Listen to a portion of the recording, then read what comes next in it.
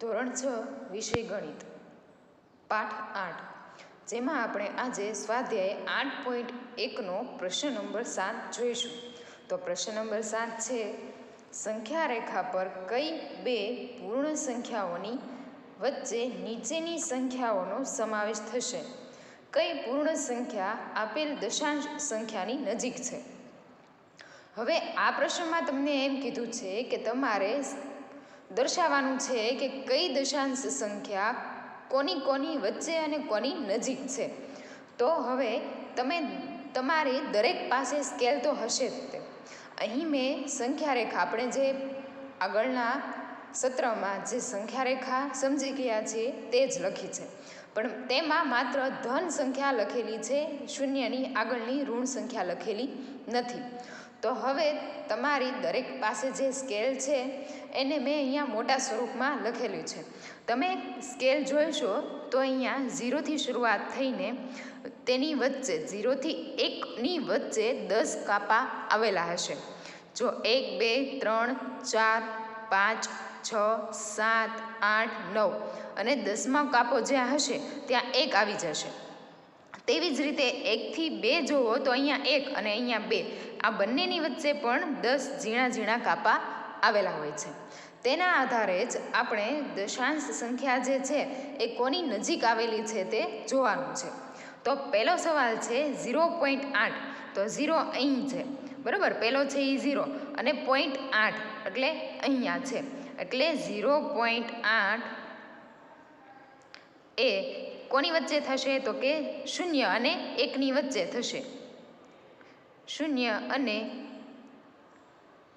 1ની વચ્ચે છે. હવે એમ કીધું છે કોની નજીક, તો જોઈએ તો અહીં 0 છે, અહીંયા 1 છે, તો 8 છે એ કોની નજીક થાય? તો કે 1ની નજીક.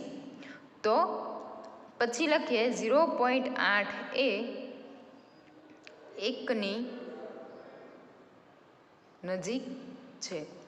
તેવી જ રીતે જોઈએ 5.1, તો હવે અહીં 5.1 છે, તો અહીંયા શું થઈ જશે? 0 લીધું છે, 5.1 છે, અહીંયા 0 પોઈન્ટ સુધીની જે સંખ્યા હશે એ અહીંયા આવશે, પરંતુ અહીંયા 5.1 છે.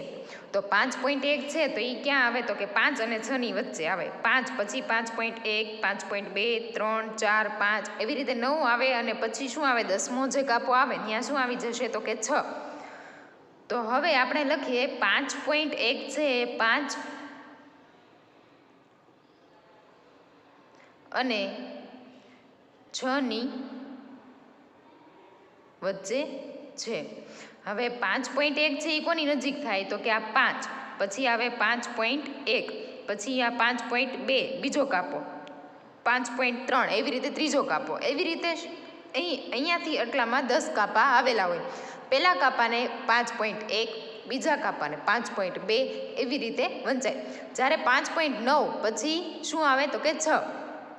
5.1 5 અને 6ની વચ્ચે છે, અને નજીક કોની છે? તો કે 5.1 એ 5ની નજીક છે.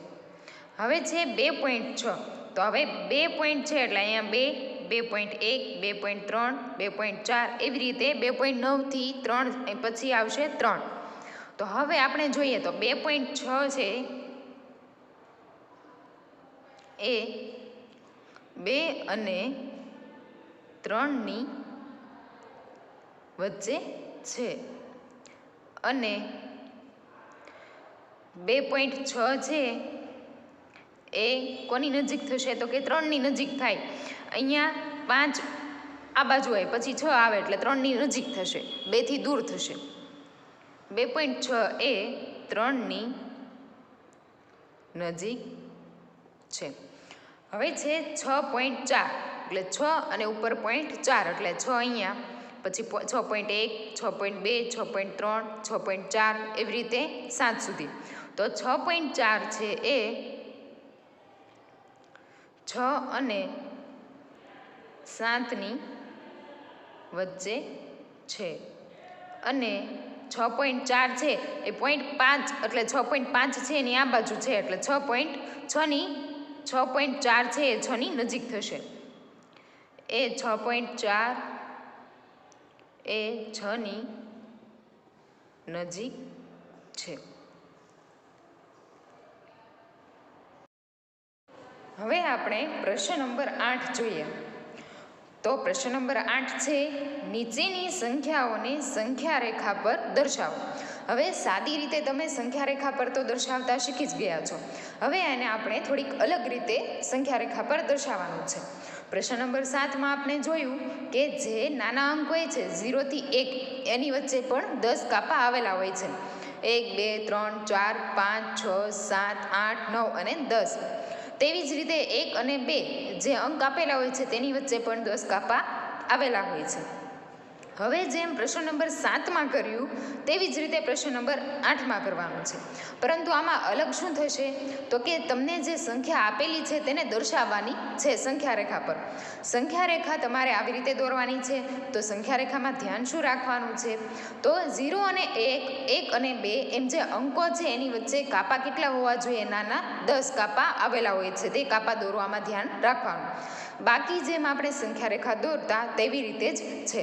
તો હવે 0.2 છે. તો શૂન્યથી શરૂઆત કરીએ તો આ 0, પછી 0.1 અને 0.2. બીજા કાપામાં શું આવે? 0.2. તો આ આપણો જવાબ થશે 0.2. આ જવાબ. બીજો કાપો છે એટલે 0.2. પછીનો જો તમને એમ કીધું હોય કે 0.5 દર્શાવો તો આ 0. બીજો કાપો 0.2, ત્રીજો 0.3, ચોથો 0.4 અને પાંચમો કાપો છે ને એ 0.5. બરાબર છે. તેવી જ રીતે હવે બીજો પ્રશ્ન જોઈએ તો 1.9. તો હવે 1 પોઈન્ટ આવી ગયો એટલે 1 અહીંયા છે. એની પછી કેટલું છે? 0.9. તો 9મો કાપો લેવાનો. તો 1 2 3 4 5 6 7 8 અને 9. આ 9મો કાપો છે એ શું થશે? 1.9. આવી રીતે દર્શાવવાનું છે. મેં પેન વાપરી છે. તમારે હંમેશા પેન્સિલ વાપરવાની છે. પેન્સિલનો ઉપયોગ કરવાનો છે દર્શાવવા માટે પણ. હવે જોઈએ પ્રશ્ન નંબર 10A. રમેશની નોટબુકની લંબાઈ 9 સેમી અને 5 મીમી છે. સેમીમાં તેની લંબાઈ કેટલી થશે? હવે આ રમેશની નોટબુક છે એની લંબાઈ 9 સેન્ટીમીટર અને 5 મીમી છે. તો હવે તેને સેન્ટીમીટરમાં પૂછ્યું છે કે સેમીમાં તેની લંબાઈ કેટલી થશે. તો પહેલાં 9 સેમી અને 5 મીમી. તો 9 સેમી છે એ તો એમને એમ જ રહેશે 9 સેમી વત્તા. શું કામ વત્તા? તો કે આ મીમી છે એનો તે આપણે સેન્ટીમીટરમાં ફેરવી અને સરવાળો કરવો પડશે ત્યારે આપણને કુલ સેન્ટીમીટરમાં લંબાઈ મળશે. તો હવે મીમી છે એને સેમીમાં ફેરવવું હોય તો ભાગ્યા 10 કરવા પડે. હવે આ 9 સેમી 5 ભાગ્યા 10 કરીએ એટલે જવાબ શું આવશે આપણો? 0.5 સેમી. હવે 9 વત્તા 0.5 એટલે 9.5 સેમી. તો આમ રમેશની નોટબુકની લંબાઈ 9.5 સેમી હશે. પછી બી જોઈએ. ચણાના નાના છોડની લંબાઈ 65 મીમી છે. તેની લંબાઈ સેમીમાં દર્શાવો.